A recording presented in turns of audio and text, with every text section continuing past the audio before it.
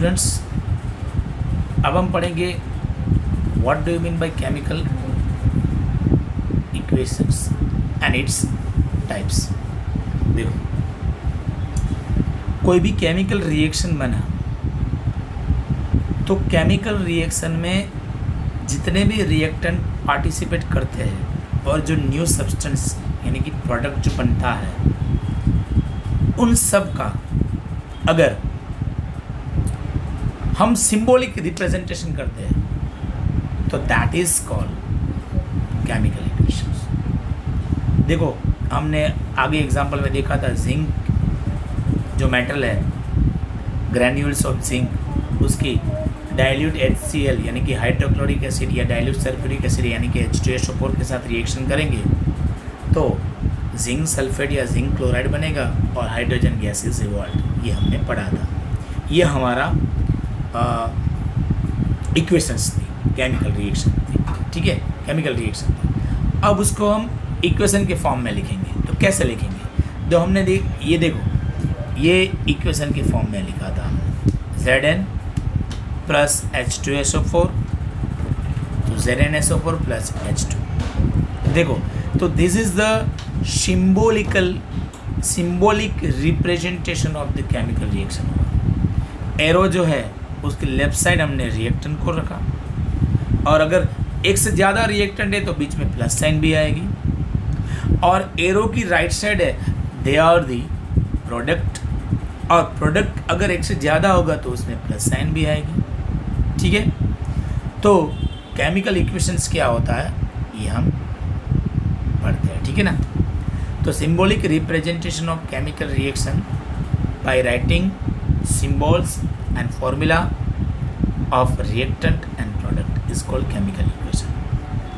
In this chemical equations, the reactant are always written on the left side with plus sign between them, or product are always written on the right side with plus sign between them, and the sign जो arrow की sign है is put between the reactant and product। अभी arrow क्या बता रहा है कि ये लेफ्ट साइड वाले है, वो पार्टिसिपेट होके मतलब रिएक्शन में पार्टिसिपेट करते हैं और ये प्रोडक्ट बना रहा है। ये एरो इंडिकेट ये कर रहा है रिएक्शन को कि ये रिएक्टेंट है, ये प्रोडक्ट, और रिएक्टेंट है वो रिएक्ट होके ये प्रोडक्ट बना रहा है। Now we will see unbalance chemical equation. देखो, अब एक चीज़ और भी है कि जो रिएक्टेंट में जिस एलिमेंट है उस एलिमेंट के जितने भी एटम हैं, अगर और प्रोडक्ट में जिस एलिमेंट, एक पर्टिकुलर एलिमेंट लिया मान लो, ठीक है ना, और उस पर्टिकुलर एलिमेंट रिएक्टेंट में कितने हैं उसके एटम्स, उस एलिमेंट के एटम, और प्रोडक्ट में कितने हैं उसके एलिमेंट के एटम, अगर वो दोनों इक्वल हो गए, रिएक्टेंट और प्रोडक्ट में उस एलिमेंट के एटम्स अगर इक्वल हो गए तो उसको हम बैलेंस केमिकल इक्वेशन कहते हैं। अगर इक्वल नहीं है तो उसको हम कहते हैं अनबैलेंस केमिकल इक्वेशन। देखो, मैं एक एग्जांपल दे रहा हूँ। पहले यहाँ पे मैं एग्जांपल दे रहा हूँ Mg वाला, देख लीजिए। ठीक है, डेफिनेशन बाद में पढ़ेंगे, पहले समझाया जाऊँ। देखो, Mg प्लस O2 MgO बना। ठीक है, अब ये जो Mg और O2 रिएक्टेंट है, अब यहाँ पे number of atoms of element in reactant, तो Mg कितना है? 1 है। O कितना है रिएक्टेंट में? क्योंकि O 2 है। ठीक है, अब राइट साइड की बात करते हैं, यानी कि प्रोडक्ट की साइड की बात करते हैं। तो number of atoms of element in products, तो Mg कितना है? 1 है। O भी कितना है? 1 है। तो यहाँ पे देखो, रिएक्टेंट में ऑक्सीजन 2 था और प्रोडक्ट में ऑक्सीजन 1 है, तो are not same, so that's why it is called an unbalanced chemical equation. तो the chemical equation in which number of atom of each element in the reactant and product are not same is called unbalanced chemical equations. और example भी हमने ये देख लिया। ठीक है, अब बैलेंस का मतलब क्या होता है? तो बैलेंस में अगर क्या हो जाएगा? सेम हो जाएगा। और हमें हर एक केमिकल इक्वेशन अगर अनबैलेंस है तो उसको हमें बैलेंस करना पड़ेगा, और क्यों करना पड़ेगा ये भी हम नेक्स्ट टॉपिक में देखेंगे। तो the chemical equation in which number of atom of each element in the reactant and product are same is called balance chemical equation. Mg plus O2 MgO, उसमें 2 आगे लगा दिया, Mg के आगे 2 उस पर, वो बैलेंस कैसे करते हैं पूरा एक लेक्चर 1 घंटा चाहिए, उसके लिए मैं समझाऊंगा।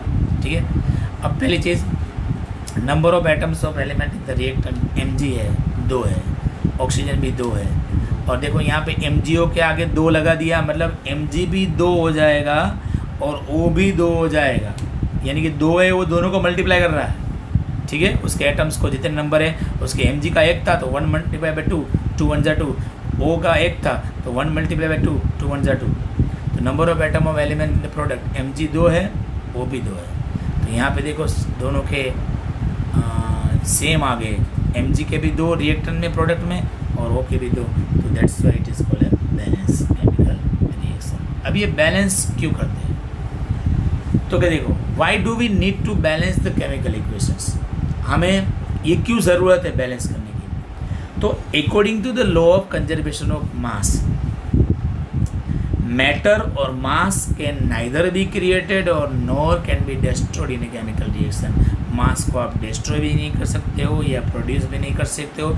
इसका मीनिंग ये हुआ कि total mass of the reactant and total mass of the product must be equal.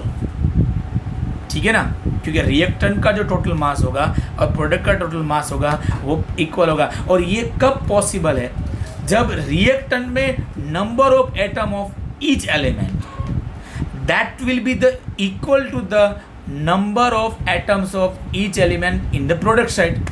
अगर रिएक्टेंट की साइड में अगर number of element of each number of atoms of each element that is equal to the number of atoms of each element in the product side, और यहाँ पे reactant side अगर equal हो गया तो automatically total mass of the reactant and total mass of the product that will be same.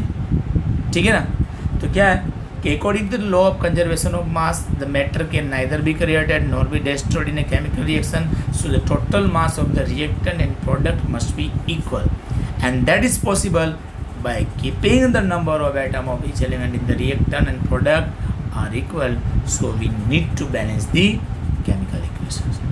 Now we will see what type of changes are observed during the chemical reaction. तो मैंने बता दिया कि change in the physical state, change in color, change in temperature and the evolution of the gas और precipitates generate होना यानी कि formation of the precipitates, तो ये सब changes होता है। Now in next video we will study types of chemical reaction. This is the important part of this